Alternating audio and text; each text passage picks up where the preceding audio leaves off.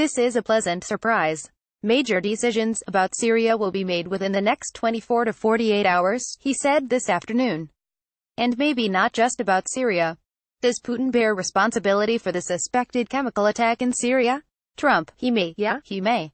And if he does, it's going to be very tough, everybody's gonna pay a price. He will, everybody will. https://t.co/5xwawish4pic.twitter.com/edcusov9ad9, the lead CNN, at the Letkin, April 9, 2018. Why is he open to blaming Putin for Assad's gas attack in Douma on the say-so of U.S. intelligence when he's famously resistant to blaming Putin for 2016 campaign meddling on the say-so of U.S. intelligence? One possibility is that the latter bears directly on him whereas the former doesn't. He's not going to risk diminishing the legitimacy of his own victory by allowing that the Russians may have given him an unwanted push over the finish line. Another possibility is that it's just much easier to draw a straight line between Assad's WMDs and the Kremlin. Whether Putin okayed the attack, knew about it, etc., is to some extent irrelevant. Russia was the one that brokered a deal between the US and Syria in 2013 to disarm Assad of his chemical weapons. Clearly he hasn't been disarmed. Whose fault is that? Mattis made that same point this morning, asked about potential airstrikes against Syria's Assad regime. U.S. Defense Secretary James Mattis replied, "I don't rule out anything right now." https://t.co/jemisigawipic.twitter.com/gexifixix, CBS News. At CBS News, April 9, 2018. Putin did have reasons to support the use of gas in Douma, notwithstanding his inevitable denial. From a smart piece by Thanasis Kambanis, this latest attack in Ghouta, if it holds to the pattern, makes perfect sense in the calculus of Assad, Vladimir Putin, and Iran's supreme leader Ayatollah Ali Khamenei. The successful trio wants first and foremost to subdue the remaining rebels in Syria, with an eye toward the several million people remaining in rebel-held Idlib province.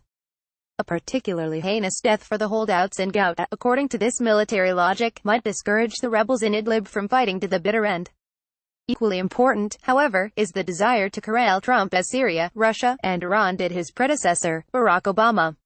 One result of Trump's confusing Syria policy is that Assad and his backers can't quite be sure what America is planning, a pullout or a pushback. Hence another chemical attack which will test the range of America's response and, perhaps, will paint Trump into the same corner where Obama's Syria policy languished. No meaningful American response will be forthcoming, no matter how hideous the war crime. Kambanis laments. Probably true. U.S. airstrikes on select Syrian targets will follow tonight or tomorrow, but they'll do no more to disrupt Assad's campaign than Trump's airstrikes last year following a different chemical attack did. Putin is always eager to show off Western impotence, a gas attack coming so soon after Trump announced a U.S. withdrawal from Syria leaves POTUS boxed in, wanting to do something meaningful to hit back but not so meaningful that it might require an extended U.S. presence. After all, Eli Lake also expects half measures and little more. Like Obama before him, Trump has been careful not to disturb the sinister plans of the Russo-Iranian-Assad coalition trying to consolidate the country that has broken apart since 2011.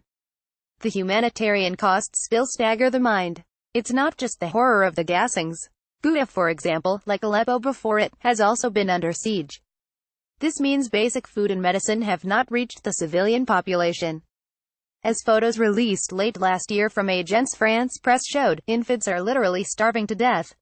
If Trump really ends up following through on his promise to get out of Syria, perhaps as early as October, he will be leaving the people who were liberated from ISIS to be slaughtered and displaced.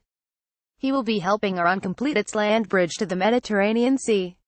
He will have committed American blood and treasure to advance the strategic aims of America's enemies. What would be more than a half measure?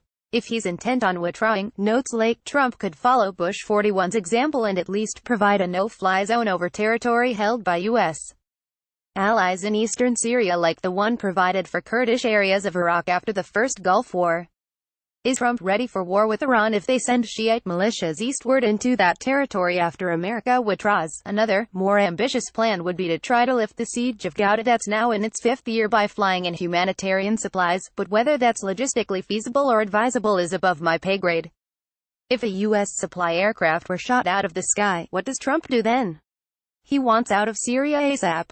Any confrontational move against Assad, Iran, or especially Russia that's met with reprisals risks scrambling that plan by creating a dynamic in which the U.S.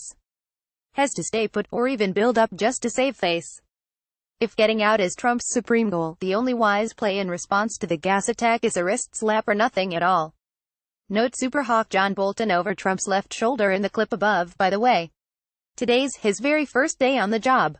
Hitting the ground running. Exit question. If POTUS does in fact make Putin pay a price, will that quiet any of the Putin has Trump under his thumb Russiagate theories? No, right?